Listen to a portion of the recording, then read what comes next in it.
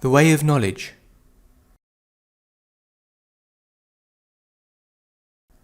Knowledge is always better than ignorance. It makes things possible hereafter, if not at the moment, while ignorance actively obstructs and misleads. Letters on Yoga 4. Most people who have not knowledge are apt to be opinionated. They have their ideas and don't want them to be changed or their fixity disturbed. Letters on Yoga 4. Knowledge, says the Gita, is the sovereign purity. Light is the source of all clearness and harmony, even as the darkness of ignorance is the cause of all our stumblings. The synthesis of yoga.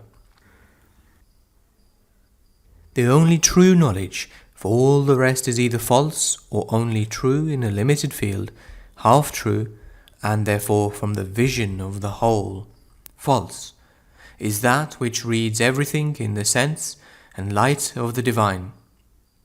If man would open himself to the divine light, he would begin at last to know, but he prefers always to read everything in the light of man's consciousness, man's sense, man's aims, and hopes in his little half-lit circle. Essays Divine and Human. For the inner knowledge comes from within and above, whether from the divine in the heart or from the self above. And for it to come, the pride of the mind and vital in the surface mental ideas and their insistence on them must go. One must know that one is ignorant before one can begin to know. Letters on Yoga 3.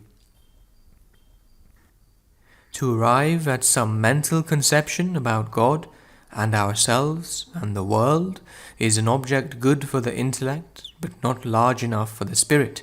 It will not make us the conscious sons of infinity. Ancient Indian thought meant by knowledge a consciousness which possesses the highest truth in a direct perception and in self-experience. To be the highest that we know is the sign that we really have the knowledge, the life divine. For we demand of knowledge that it shall unite. The knowledge that divides must always be a partial knowing good for certain practical purposes. The knowledge that unites is the knowledge, the synthesis of yoga. By knowledge, we mean in yoga not thought or ideas about spiritual things, but psychic understanding from within and spiritual illumination from above. Letters on Yoga 3. The practice of this yoga demands a constant inward remembrance of the one central liberating knowledge, and a constant active externalizing of it in works comes in too, to intensify the remembrance.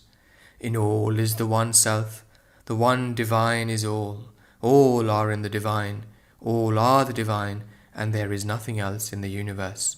This thought or this faith is the whole background, until it becomes the whole substance of the consciousness of the worker.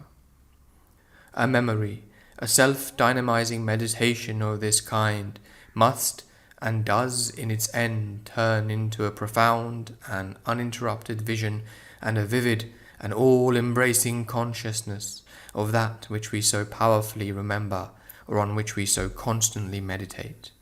The synthesis of yoga.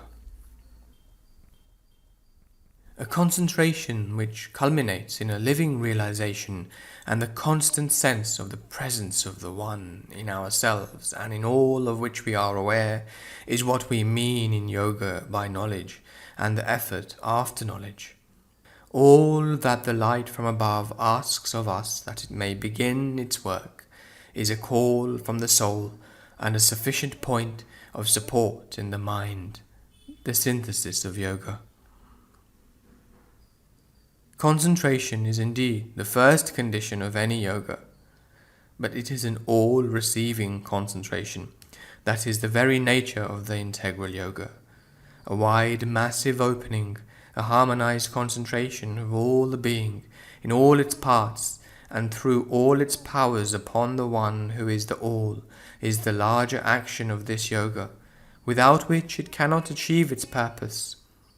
For it is the consciousness that rests in the One and that acts in the All to which we aspire.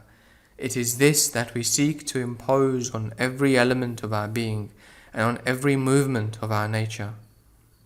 This wide and concentrated totality is the essential character of the sadhana, and its character must determine its practice. The synthesis of yoga.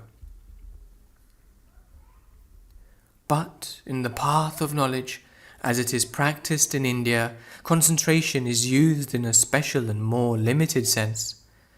It means that removal of the thought from all distracting activities of the mind, and that concentration of it on the idea of the One, by which the soul rises out of the phenomenal into the one reality.